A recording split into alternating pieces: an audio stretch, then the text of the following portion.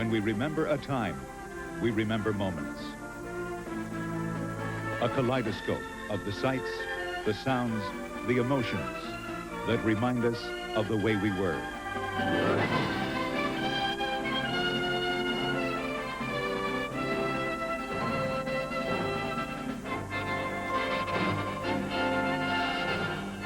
Our world. It's about time. Here are Linda Ellerbee and Ray Gandolf. For the next hour, think of your television set as a time machine. And think of this not as a television studio, but as a combination of your grandmother's attic and the old neighborhood. Welcome to our world, the stuff of yesterday. Stuff like the paperbacks we were reading, stuff like the clothes we were wearing, some of us, the toys we played with, what we watched and listened to and saw in the movies. Time traveling, each week a different time, each week a different trip. This is our newsstand here, where you might find an old copy of Liberty magazine for a nickel, or maybe a Clark bar for the same price. It will change a little from week to week to reflect a particular time. This week, our world is the summer of 1969. If you remember it, stick around and watch the stories. If you don't remember it, stick around anyway. Find out what all the shouting was about. 1969 was a very loud summer. Woodstock, Vietnam, and the biggest single sound, the blast-off of the Saturn rocket that sent 3 men to the moon and back. It's July 1969, and it's swinging.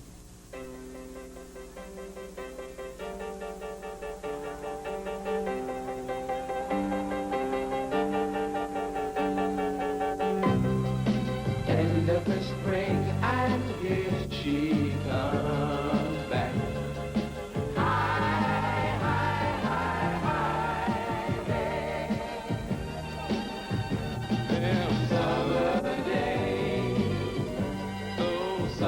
And what was a small town of 49 people is now a company town of 10,000.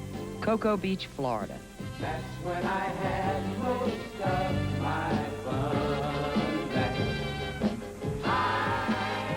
Where a room at the Holiday Inn cost $22 a night. A martini cost $1, and a glass of white wine, well, nobody much was ordering white wine that summer of '69. In fact, some people in Cocoa Beach might not have been thinking about the bar at all. They might even have forgotten there was a beach. People like rocket engineer Jim Maysell. All summer long, we kept looking at the moon and says, we're going to put a man right there within the next month or so.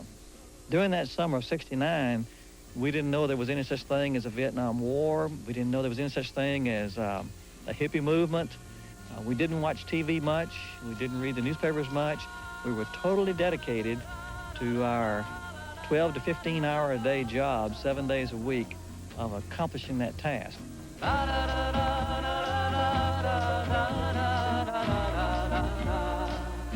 Good morning, starshine. The earth says hello. You twinkle above us, we twinkle below. Good morning, starshine. You lead us along, my love and me, as we sing. We felt like somebody had really done the right thing in terms of challenging the country. Director of Flight Operations, 41-year-old Christopher Columbus Kraft, Jr. To give us a goal like that was almost visionary and, in my opinion, changed the way people in this country think. Good morning, starshine. There's love in your skies, reflecting the sunlight. This is Swing Arm 9, the steel catwalk that leads into the White Room and the hatch of Apollo 11. The sands of Cape Kennedy, 420 feet below us, are the last view of Earth that Neil Armstrong, Buzz Aldrin, and Mike Collins will have before hoisting themselves into Apollo 11 and heading for the moon. Morning singing song. See the man with the plaque in his hand? His name is Gunther Wendt, and he was the last person to see the astronauts before they left. In fact, Wendt closed the hatch on this and all other Apollo flights. While the other crews were a group, these people were individuals. They would come for a test, and each in their own car. They would go to lunch separately, and they would do their evening activities or whatever it was pretty much on their own. Armstrong, very, very quiet. Collins, I think the most outgoing one. And I would have to classify Aldrin as the most technical one.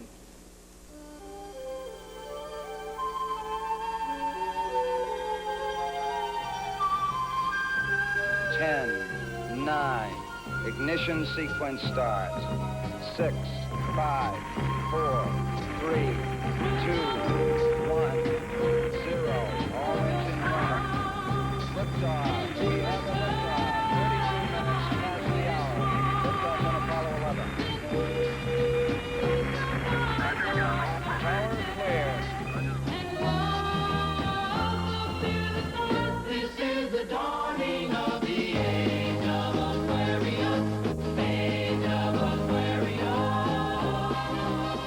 To think of that type of vehicle balancing on a tail of flame, maybe 1,000 feet long, and not falling over and guiding itself perfectly and achieving the exact position in space that it had to go into is almost unbelievable. Even today, looking back on it, it just seems like a dream that we were actually able to accomplish it. The journey of the astronauts is more than a technical achievement. It is a reaching out of the human spirit. What do you think they might find up there? Nothing but just the moon. Imagine a rocket ship to the moon. In Eagle Pass, Texas, along the Texas-Mexico border, this was a tough thing to imagine. I know. This is where I was living. This is where I watched the moonshot. In between diaper changes and feedings. Some people thought we ought not to be going to the moon at all. They thought there were enough hungry people to feed right here on Earth. And some people here and other places said we never really went to the moon. They said it was nothing more than a trick of television. Later that same summer, the same skies lit up by Apollo 11 turned nasty when a hurricane hit the Gulf Coast with such force we felt the winds clear across Texas. And then, even those people who didn't believe in Apollo believed in Camille. Hurricane Camille killed 256 people, and the worst place to be was Gulfport, Mississippi. Sunday night, about 2 hours before the hurricane hit, I drove down this road. Water was coming over this seawall. I could see lights in all 3 stories of that apartment building. The people inside were holding a hurricane party, and the hurricane they were waiting to see had just started coming in. I hear hurricanes blowing. I know the end is coming soon. This supposedly is historically the worst one that's ever hit the coast. 23 bodies were taken from this rubble during the next 2 days. The bodies of several who attended the party were found in the swimming pool.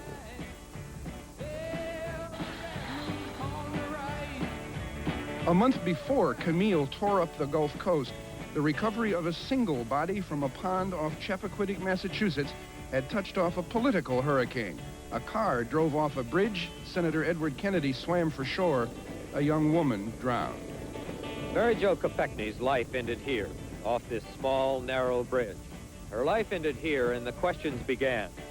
There were no significant new details revealed today as dozens of reporters crowded into this small resort area.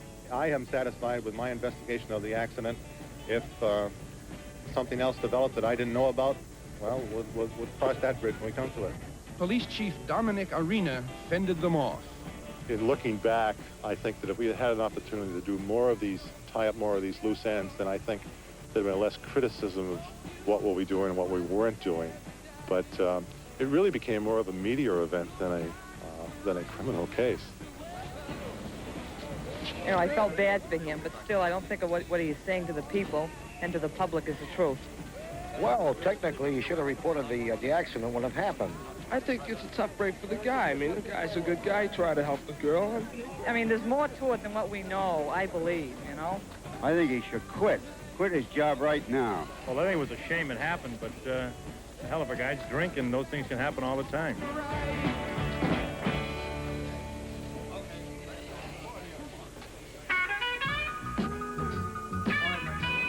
A happier politician that summer was Charles Evers, sworn in as the first black mayor in Mississippi in 100 years, and just 6 years after his brother Medgar, the civil rights leader, had been assassinated. So that's how Diane Carroll's TV series was the first to star a black woman who was not a servant. It's certainly nothing to be upset about. Oh, she's always upset. I wanted to show him that I could drive a good bargain by myself. And I do believe that that was important, and I think it was the beginning of a new kind of thought in television about presenting minorities. In June, President Nixon said he would turn the war over to the Vietnamese. I'm coming home, I'm coming. And in July, 814 men of the 9th Army Division came home.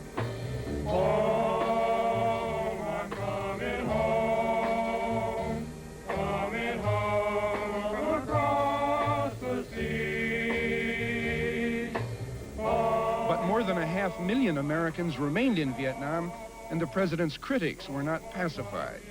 I think there's some temporary relief that comes with the announcement that 25,000 troops are coming home. My own view is that that is a little more than tokenism, and I don't think that the temporary relief that that might give to some of the war critics will last more than a few days. And it didn't. Bring the troops home! Power to the people! Power to the people! Ho, ho, Ho Chi Minh and Alexis Gandolf! There was even criticism from within the ranks. That summer, Sergeant Michael Meehan was with the 1st Infantry Division in Vietnam. A lot of anger and frustration. Nixon came to Vietnam in the summer of '69, and they took ammunition away from some people for obvious reasons, and I wanted to say things to him. He was unapproachable. What's your state? I'm from Massachusetts. Massachusetts. Well, Boston? Or the... Yes, sir. Right outside Boston. Right. Well, glad to meet you. You can get anything you want at Alice's restaurant. You got to remember that at that time, the U.S. was divided almost down the middle, not just by the war in Vietnam, not just by civil rights movements, but by everything. It's hard to remember. Most people wouldn't believe if you told them that you couldn't get a job in a post office with a mustache. That was a big court case back then. You couldn't wear blue jeans to school. You couldn't look like me and get a job. That's why I ended up being a singer. You can get anything you want at Alice's restaurant. One of the troubadours of the anti-war movement was Arlo Guthrie.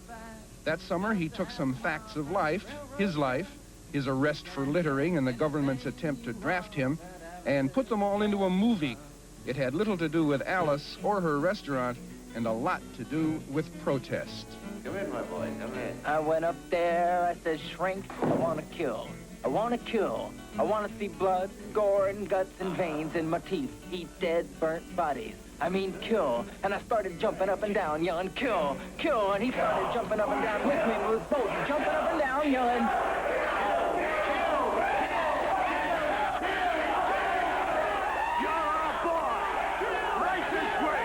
We only got one question. You ever been arrested?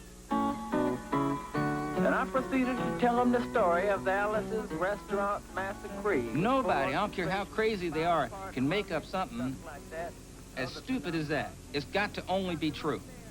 1969, we're making a movie. We went back to the original, we found the original cop that really arrested us. Yeah, he'd be in the movie. What's under arrest? Went to the blind judge. You want to be in a movie? Sure, I'll be in a movie. Sentence each of you to pay a fine of $25, and you will remove the garbage. Went to the draft guys. Said, do you want to be in a movie? They said, yeah. They didn't remember me. See, they didn't know there was me. But I went down to that draft place in New York City, and there were those same, I can't say what they were, those same guys were standing there. It gave me such a hard time They were standing there. Now they said, excuse me, Mr. Guthrie, could I be in your movie? I said, sure. You just march right over there and stand there and look smart and stuff. They said, right. And I was marching all these guys around. I was having the greatest time of my life. It was revenge. It was wonderful. The movie, that's history. For me, it made my life worthwhile. Well, that's part of the story. Come back to 1969 for the Smothers Brothers, the Mets, and of course, the Men on the Moon.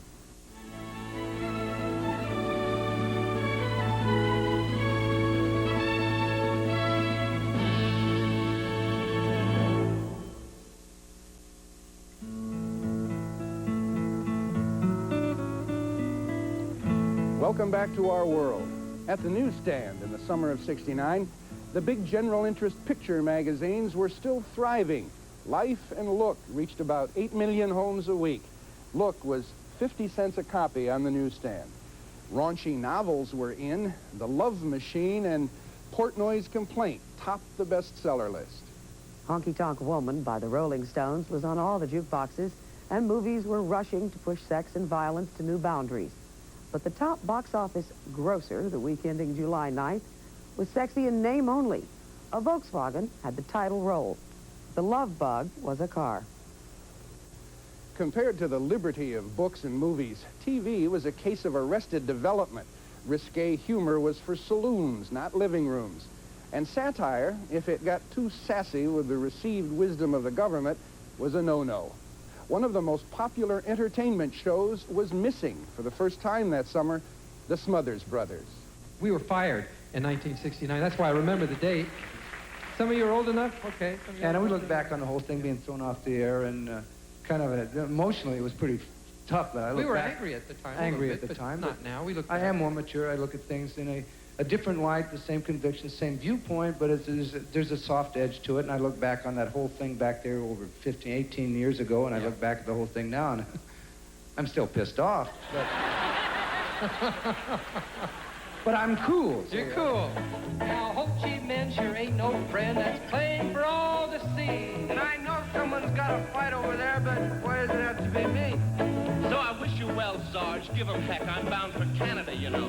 And if you ever get a war without blood and gore, boy, I'll be the first to go. Now this is the kind of material that did them in. Only 18, I got a rusty speed, and I always carry a purse. I got eyes like a bat, and my feet are flat, and my ass was getting worse. Oh, when I think of my career, and my sweetheart dear, and my poor old invalid aunt. Besides, I ain't no fool, I'm going to school, and I'm working in a defense plant. Make love, not war. Once you get people hooked on satirical or witty or creative bits or content, you can't wean them off of it, because that's the reason they're there. And they didn't realize that. I said, once you got everybody interested, and it's controversial. I said, boy, it's controversial and it's a hit now. Now you could just have everybody agree with you. We'd like to be controversial, but don't upset anybody. Don't upset them. We couldn't figure that one out. Melons. Most TV shows had to submit their scripts to a censor. Rowan and Martin's Laugh-In had a live-in censor, and Dick Martin played games with him. So we used to throw double jokes at him, knowing they were going to stop the second one. I remember Goldie Hawn and I were standing on a cruise ship, and Dan was a captain. And he said, "Did you enjoy your trip?" And we said, "Oh, yes, we did." He said, "Well, you know, it's tradition here on the islands. When you leave the islands, you throw your lay overboard." And I immediately picked Goldie up and threw her over the side of the boat. But they say, "You can't do that." Well, we knew we couldn't do that, but we got the other one through. Make someone happy tonight, pick up a phone. I make someone happy every night, and I don't pick up any phones. I don't want to hear about it. Direct dial Dick, they call me. There was one more hit TV series that summer, earthy in a more literal way. Hee Haw, a down-home version of Laugh-In, showed up #1 in the ratings. Its only reference to the moonshot, though, was a crescent-shaped opening in an outhouse door. Movie magazines wondered why Eddie Fisher was divorcing Connie Stevens. I missed that issue. So did I. Jacqueline Kennedy Onassis turned 40. Her husband's birthday gift, reportedly a 40-carat diamond. It was the summer GE advertised that nuclear power would soon do away with America's smokestacks. And Ethiopian Airlines advertised with the slogan, East Africa, it swings. Ho Chi Minh, president of North Vietnam since 1954, died. But the death most Americans remember from that summer had nothing to do with war. Nothing at all. Judy Garland's daughter, Liza Minnelli, had requested that her mother's funeral be held in as dignified a manner as possible. Apparently, she's getting her wish. Some of the thousands of people who came today have been standing on line for hours, but they were quiet, orderly, respectful. They moved slowly into the funeral home and into the chapel where the body of Judy Garland lay in a glass-topped casket. She was wearing a long gray silk dress, the same one she wore a little over 3 months ago when she was married. Her only jewelry, a plain gold wedding band. She was one of the funniest, most optimistic, brightest people that I've ever known. And anybody you talk to who knew her will tell you that.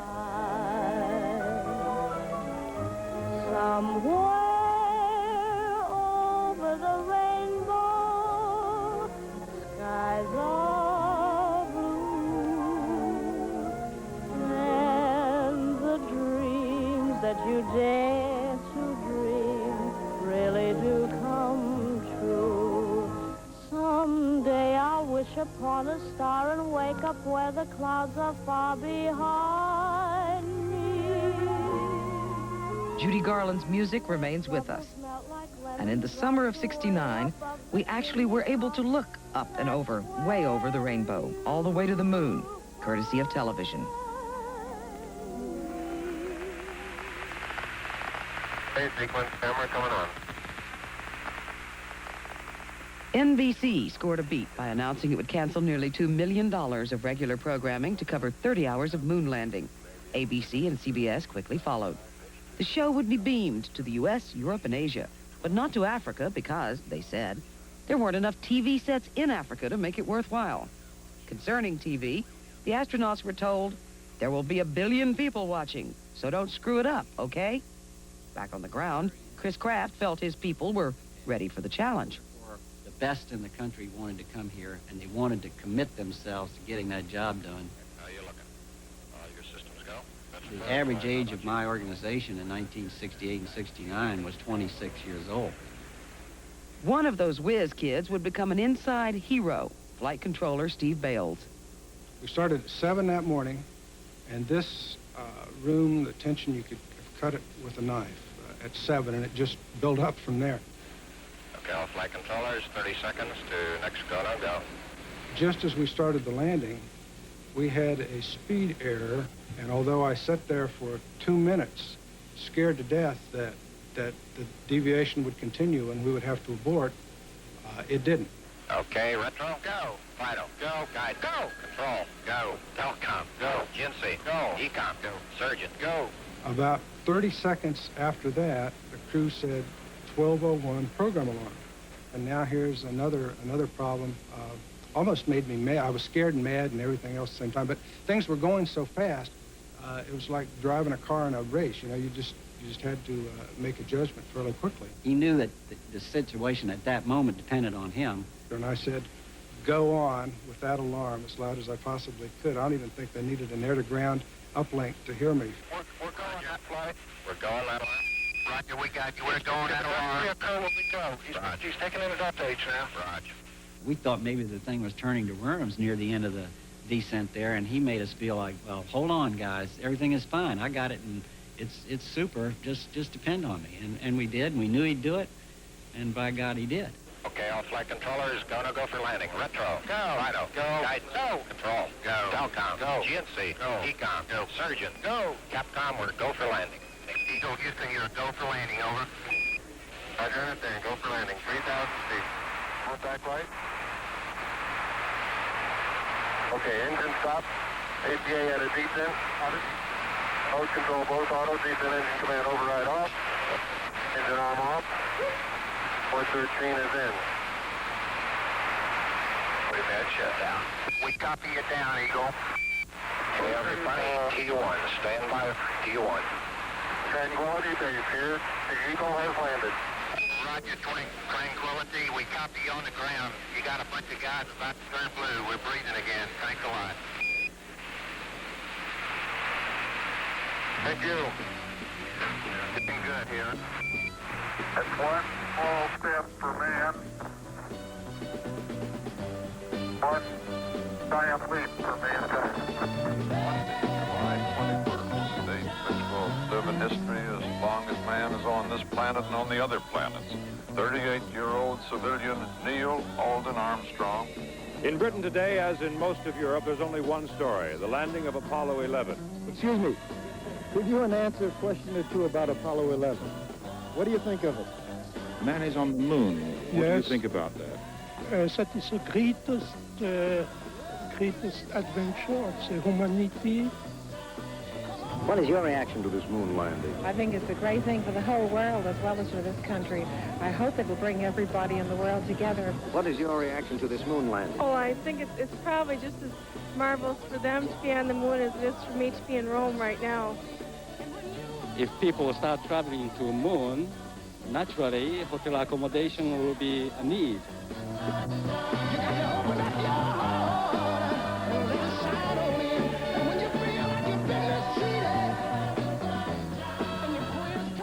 The promise was fulfilled. We had gone to the moon.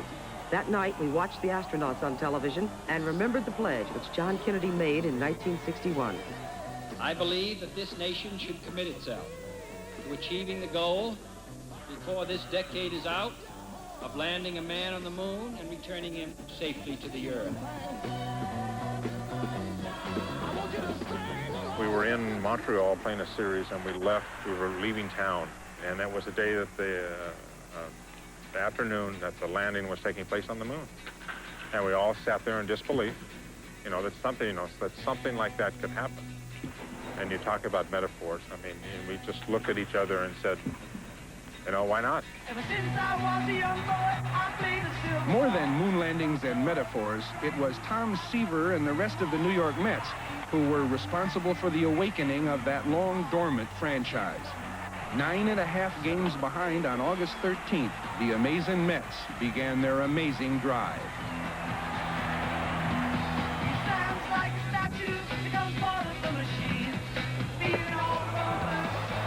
In an early September series with the first-place Cubs, the Mets cut the lead to a half game.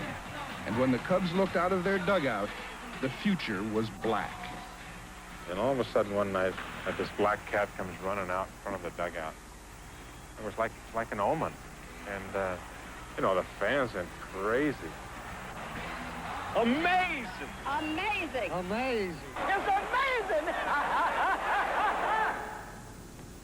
Come back to the amazing counterculture of the summer of '69, to its beauty and its beast, Woodstock and Charles Manson.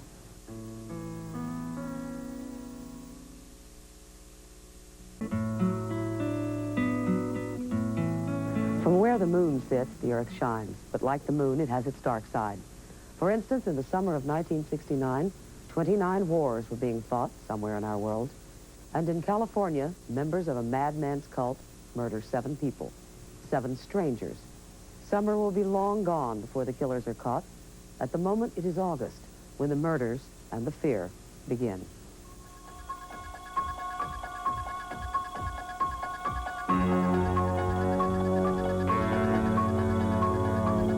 We have 5 dead bodies, all apparently by gunshot.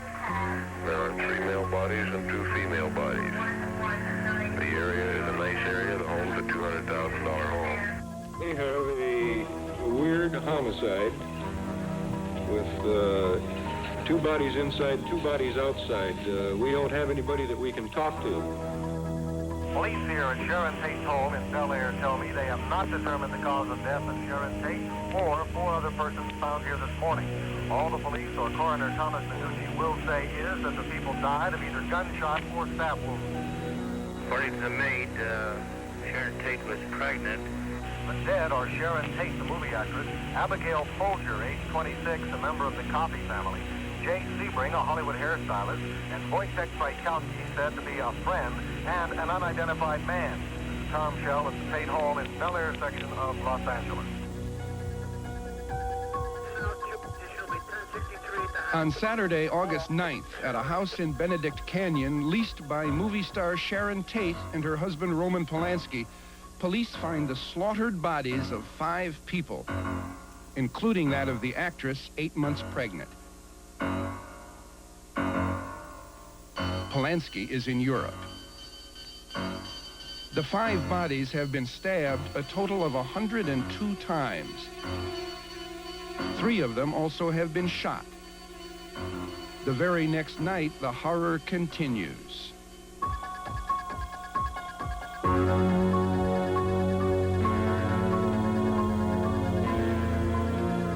people were murdered, and it's roughly similar to what transpired in West L.A. the day before. Multiple stab wounds, that's all I can tell you.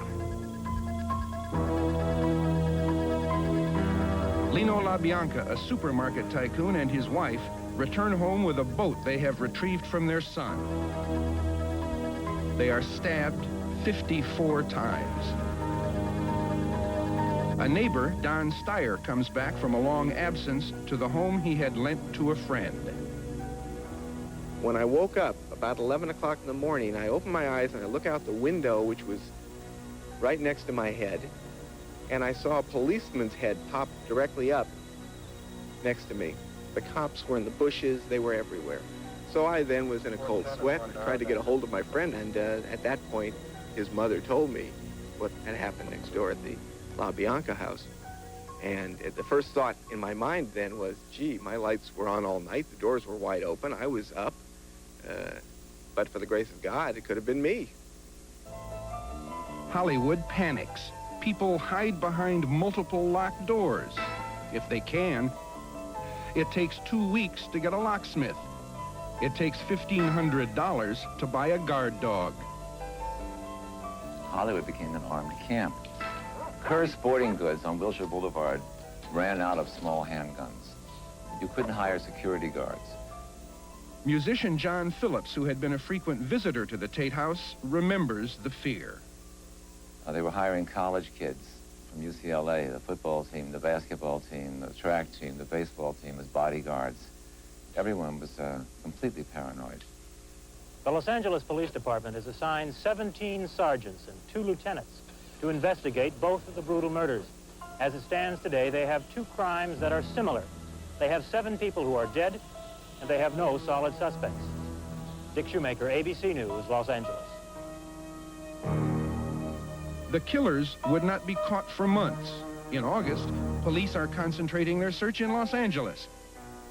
But while the city trembles, the strangers who created the terror are bivouacked at an old ranch far away in stark, rugged territory that is as hostile to outsiders as they are. A half-day's drive from Los Angeles, near the southern edge of Death Valley, some of the most godforsaken country on earth. A 34-year-old man who had spent half his life in prisons and who likened himself to Christ, frolicked in the wilderness that summer with his disciples, most of them women, all of them younger than he. Nourished on sex and drugs, they had surrendered their minds to Charles Manson. They were his family. 4 of those disciples committed the Tate LaBianca atrocities because Manson willed it. The hardcore Manson family numbered about 3 dozen, not all killers, but all acolytes of evil. The family is the dark underside, the perversion of the hippie counterculture that flowered in the summer of 1969. These faces and the facts bred a certain paranoia about hippies. See, hippies are evil. Told you so. Earlier that summer, Hollywood told a different story. In the movie Easy Rider, the young and alienated were heroes. A couple of counterculture cowboys who rode motorcycles and were sensitive and were senselessly murdered by the straights.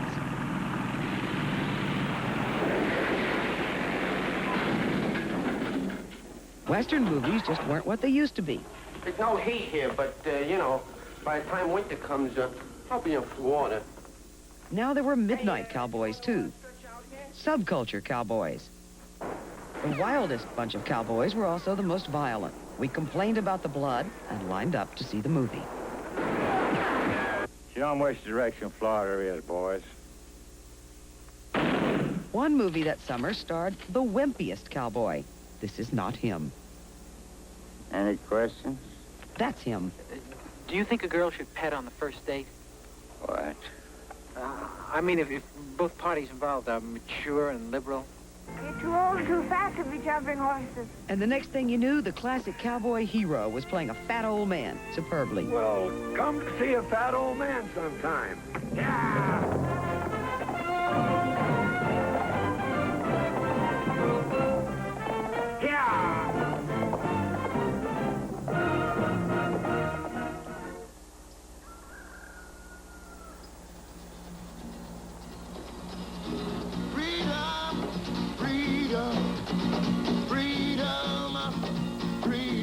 Welcome to Max Yasgur's farm in upstate New York, and the commercial enterprise that would become an almost mythical event called Woodstock. Sometimes I feel like a motherless child. A rock concert which ended up glorifying getting along, or put another way, peace. 27-year-old British musician Graham Nash was one of the players. Woodstock was a précis of all that was going on. It was a gathering of 500,000 kids who finally realized that they could have a good time without being policed. They could have a good time without their parents being present. They could have a good time just between themselves. One of the first at Woodstock to count the house was production manager John Morris. We were standing on stage, and we decided that we had to take a break, and I ordered everybody to go home and take a shower. It took 3 hours to get out. The Hog Farm Commune ran the soup kitchen, and one of its members, despite being 8 months pregnant, was there with her home movie camera, Lisa Law. One of the greatest moments is when I shot pictures of them coming down the road towards the stage. Thousands and thousands and thousands walking, because they'd left their cars way back there. You could see way down there, 20 miles, you know. And it just said, wow, you know, just like that. Oh, baby, how There were roughly 2.5 million people in a 17-mile circle. That's a hell of a lot of people. Coming in from London, from over the pole, Many Americans couldn't see what was such a big deal about Woodstock. To them, it was a mud puddle world occupied by an alien species, people like 22-year-old Arlo Guthrie. Coming into Los Angeles, bringing in a couple of keys. Don't touch my bags if you please, Mr. Customs Man. You had to be there. It was the first time that there was sort of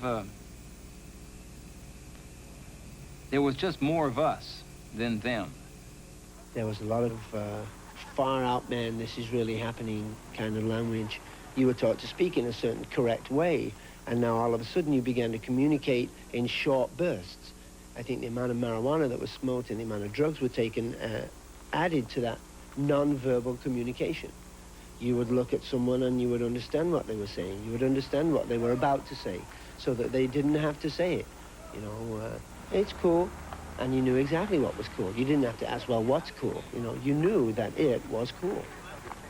One act didn't show up, but it was cool. They asked Country Joe McDonald to fill in, but to McDonald, it was not cool. Oh, my God, no, they're not serious. So I said, I don't have a guitar.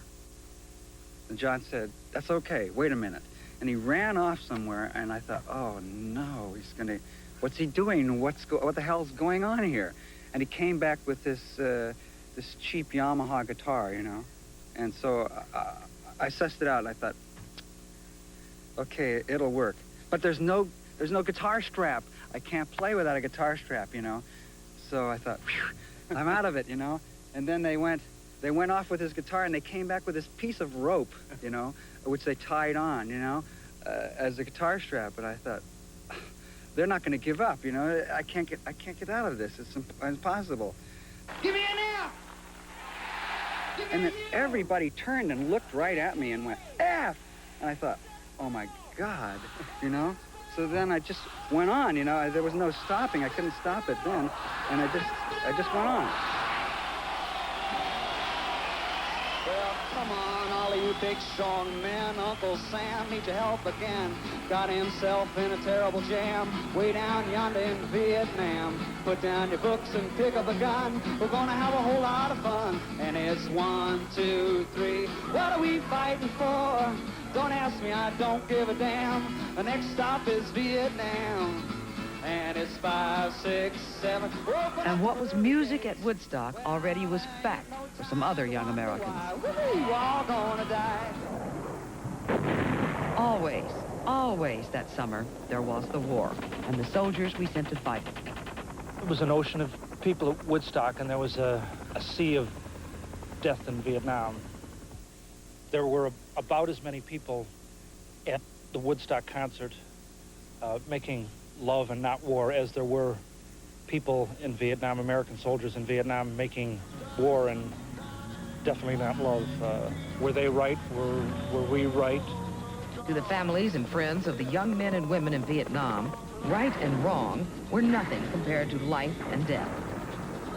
A letter from Vietnam, read by actor Richard Thomas. Dear Brian, well, I'm still here in Vietnam, but should be home by mid-August, barring something out of the ordinary. Diane has been doing outstanding at Westchester. She'll be looking forward to my return so she can vacation for a while prior to returning to school this fall. She'll probably be going to University of Maryland, in that I received my orders to return to the Naval Academy to teach Chinese to first semester students. I've got many plans, and none. You know how it is. I'll probably just stay in the Marine Corps and rest well in security and hope for another war somewhere to do my thing. It is all the time and experience. I couldn't have done it any other way, and will never regret the past 13 months. Your not desiring to come is rather immaterial, in that if you're assigned, you go. Or if you feel strongly against doing so, resist. At either rate, you're definitely the man of decision, if dictated so by your principles. Really. It isn't all that bad. War, I mean. In the large sense, disgusting. But in the smaller sphere, combat is a happening. At least we know this is at last the war to end all. I really have no perspective. Until later, your friend, Michael. 4 days after writing this letter, Captain Michael Charles Wunsch was killed in a rocket attack near the DMZ. 10 days before he was to return home to Feasterville, Pennsylvania. He received the Silver Star for his actions during the operation called Idaho Canyon. He was 25 years old.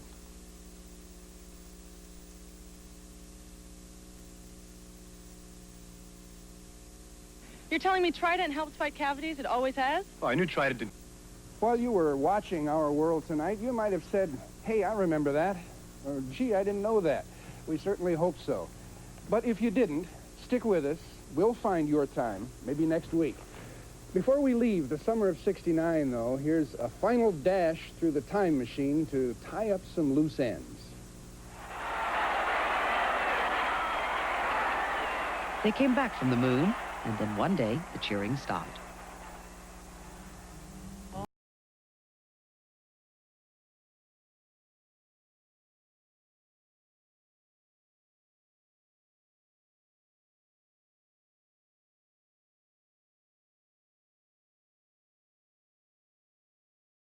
Emphasis from exploration to profit. Now, the word at NASA is that we wouldn't be able to put a man on the moon in the next 10 years, and probably won't even try for 25, maybe even 50 years.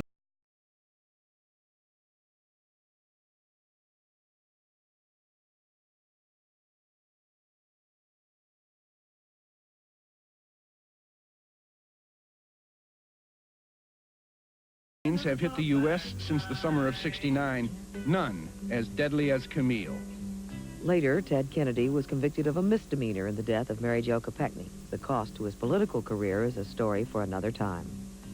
We have elected many black mayors since the summer of '69, and we have seen many black stars in TV shows.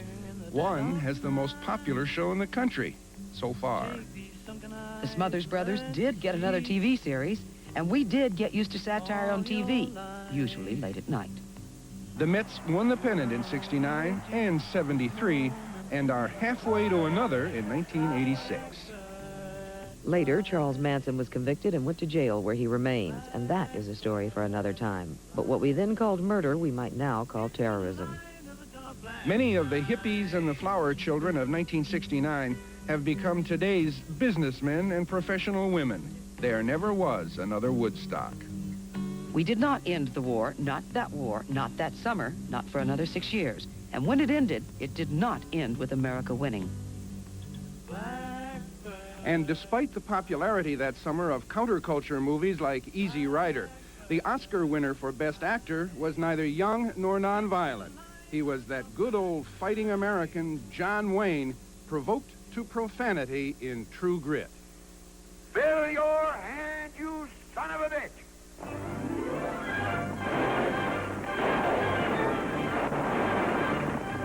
You were on.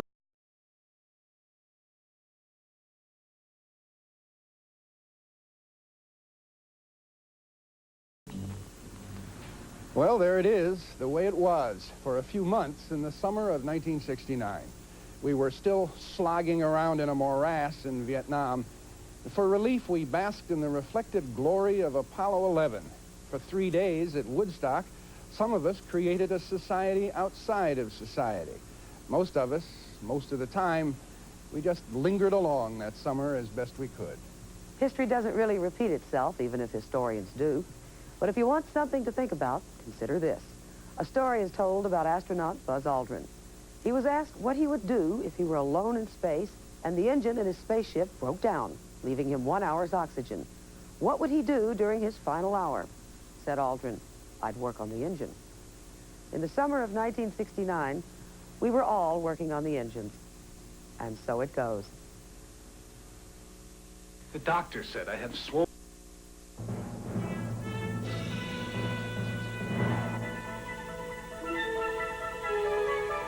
Other moments from the summer of 1969. President Nixon announced plans to put a man on Mars by the year 2000. Warren Burger was sworn in as the 15th Chief Justice of the United States. Don Drysdale, the last of the Brooklyn Dodgers, retired from baseball. The state of Connecticut removed fornication and lascivious carriage from its list of punishable crimes. At the A&V, sirloin steak sold for $1.09 a pound. Joe Namath refused to sell his interest in a saloon and retired from professional football. O.J. Simpson signed with the Buffalo Bills and became the highest-paid rookie ever.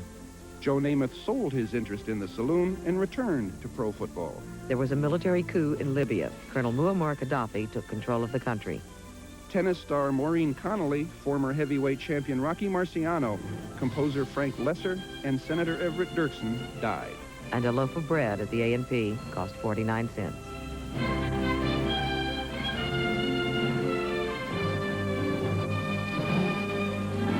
This is Barbara Walters. And I'm Hugh Downs. Later tonight on 2020, England's Prince Charles and Princess Diana.